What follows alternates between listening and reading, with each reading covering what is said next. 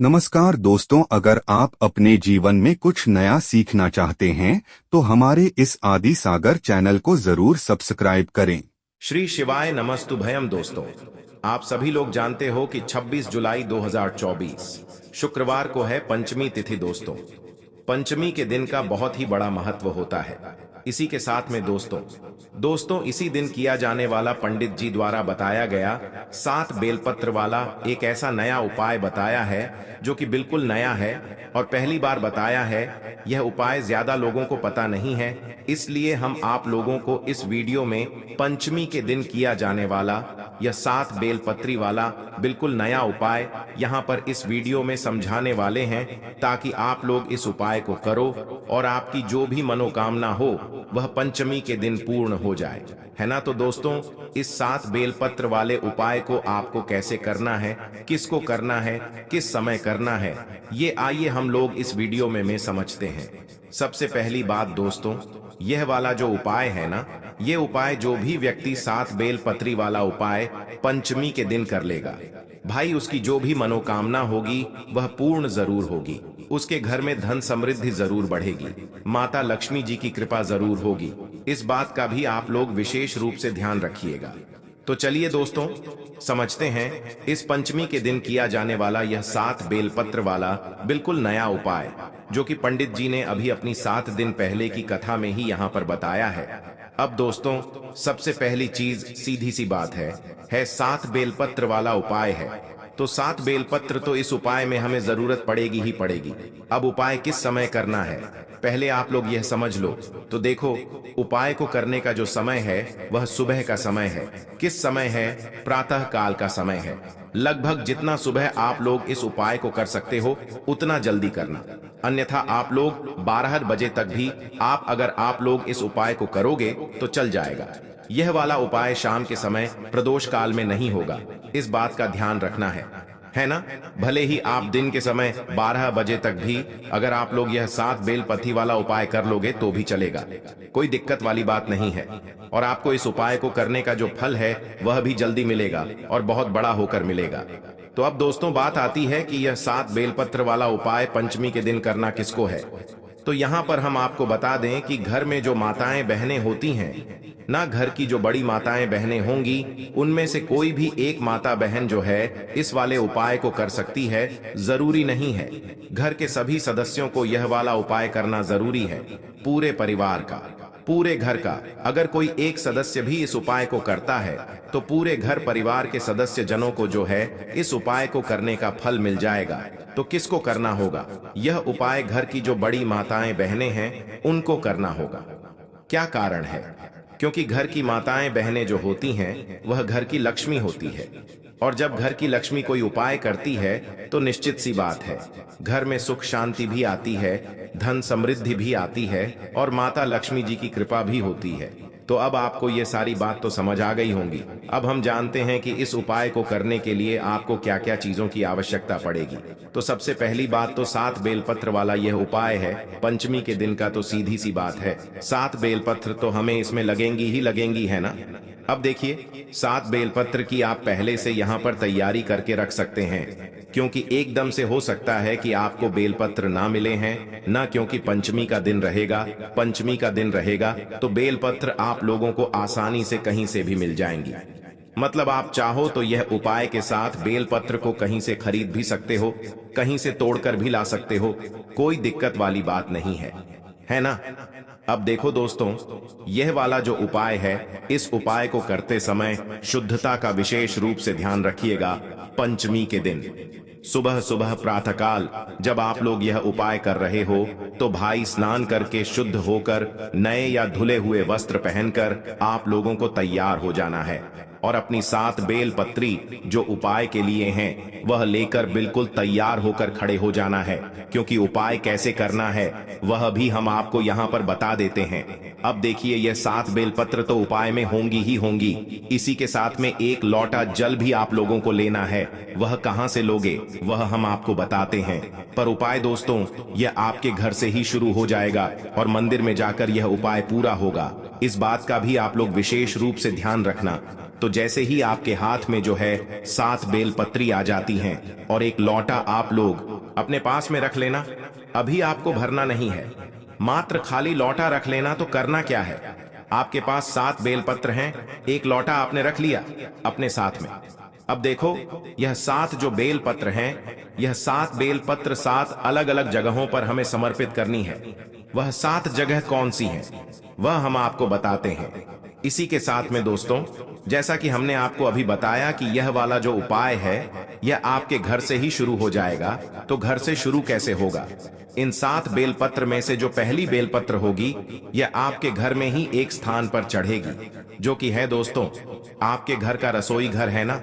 तो आपको क्या करना है, जब आप इस उपाय को करने की पूर्ण तैयारी कर लें, माताएं बहनें में से जो भी इस उपाय को कर रहा है, अगर वह इस उपाय को करने की पूर्ण तैयारी कर ले, तो भाई उसको अपनी 7 बेलपत्र को लेकर सबसे पहले कहां पर आना है? अपने ही घर के रसोई घर में आना है।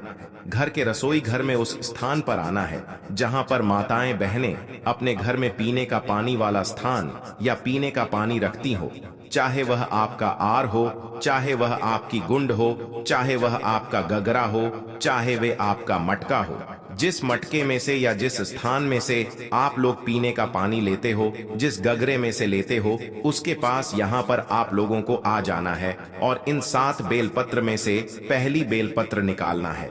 और पहली बेलपत्र को आपने उसी परिंडे के पास में रख देना है जिस परिंडे से या जिस गगरे से आप लोग पीने का पानी लेते हो और पीते हो। उस परिंडे के पास में आप लोगों को अपनी पहली बेलपत्र को समर्पित कर देना है। अंदर नहीं डालना है, जल के अंदर नहीं डालना है। उसी गगरे के पास में जहां पर आपका पीने का पानी रखा हुआ है, उसी के पास में एक अच्छी सी जगह देखकर पहली वाली बेलपत्र को आपको वहां पर शिव जी का नाम लेते हुए समर्पित कर देना है।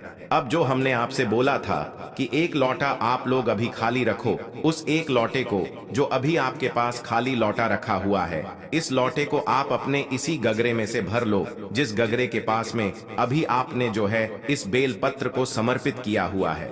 मतलब कि जहां से आप अपना पीने का पानी भरते हो ना, उसी पानी में से आप लोगों को यह एक लौटा जल अब भर लेना है। पहली बेलपत्र को चढ़ाने के बाद अपना यह एक लौटा जल आपको उसी परिंडे में से उसी पानी में से भर लेना है जिस पानी में से आप लोग पीने का पानी लेते हो और जिस पानी के पास में आपने यह पहली बेलपत्र को समर्पित किया है। अब आपने एक लौटा जल भी भर लिया। अब आपके पास बची है कुल 6 बेलपत्र। अब इन 6 बेलपत्री को कहां कहां पर समर्पित करना है वह आप लोग सुनो तो देखो। इन 6 बेलपत्र और अपने एक लोटे जल को तैयार करके आप लोग अपने घर से निकल जाना। अब जैसे ही आप लोग अपने घर से निकलते हो तो आपके घर के पास में जो भी एक बेलपत्र का पेड़ हो, जो कि बेलपत्र का बड़ा पेड़ हो, आपके पास 6 बेलपत्र हैं, एक लोटा जल है, इनको अपने साथ में ही रखकर निकलना है। और जो भी एक बेलपत्र का बड़ा पेड़ आपके घर के आसपास जहां पर भी पड़ता है, आपको आप वहां पर चले जाना है, क्योंकि 7 अलग अलग जगह होंगी, 7 अलग अलग बेलपत्र हैं।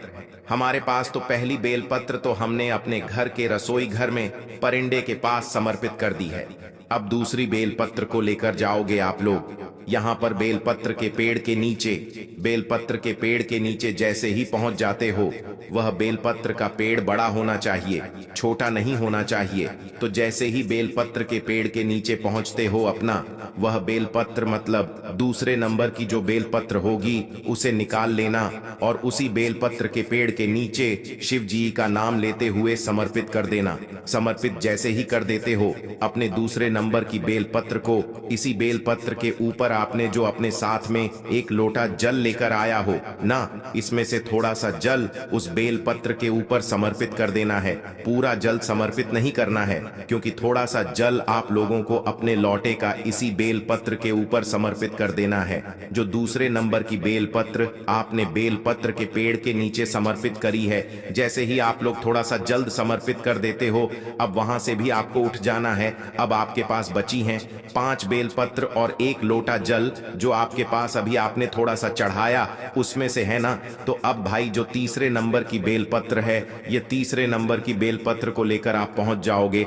सीधा अपने घर के पास में जो भी शिव मंदिर हो शिवालय हो, जहां पर शिव जी की शिवलिंग और नंदी विराजित हो, वहां पर पहुंच जाना है। तो जैसे ही तीसरे नंबर की बेलपत्र लेकर आप भगवान शिव जी के मंदिर में पहुंचते हो तो सीधा शिवलिंग के पास में नहीं जाना है। इस तीसरे नंबर की बेलपत्र को लेकर आपको नंदी बाबा के पास में आकर रुक जाना है ना? इस बात का ध्यान रखना।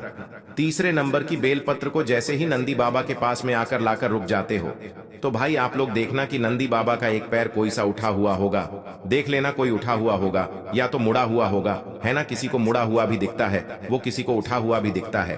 तो भाई आप लोगों को जो है वो वाला पैर देख लेना जो मुड़ा हुआ हो या उठा हुआ हो। आपको उस उठे हुए या मुड़े हुए पैर के पास में अपनी यह तीसरे नंबर वाली जो बेलपत्र होगी इसको समर्पित कर देना है। ये जो तीसरे नंबर वाली बेलपत्र आप लोग नंदी के उठे हुए पैर के पास समर्पित करोगे ना, यहाँ पर आप लोगों को कोई भी जल समर्पित नहीं करना है, इस बात का ध्यान रख लेना।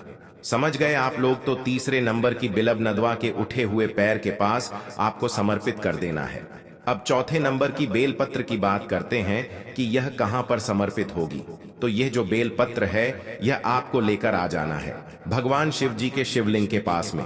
तो शिवलिंग जहां पर विराजित हो वहां पर आप लोगों को आ जाना है और शिवलिंग के ऊपर आप लोग सबसे पहले माता अशोक सुंदरी जी का स्थान आप लोग देख लेना, समझ लेना, किसी से पूछ लेना, हम आपको बता देते हैं। जब भी कि जो माता अशोक सुंदर जी का स्थान है ना, वह जलाधारी के बिल्कुल बीचों बीच में होगा।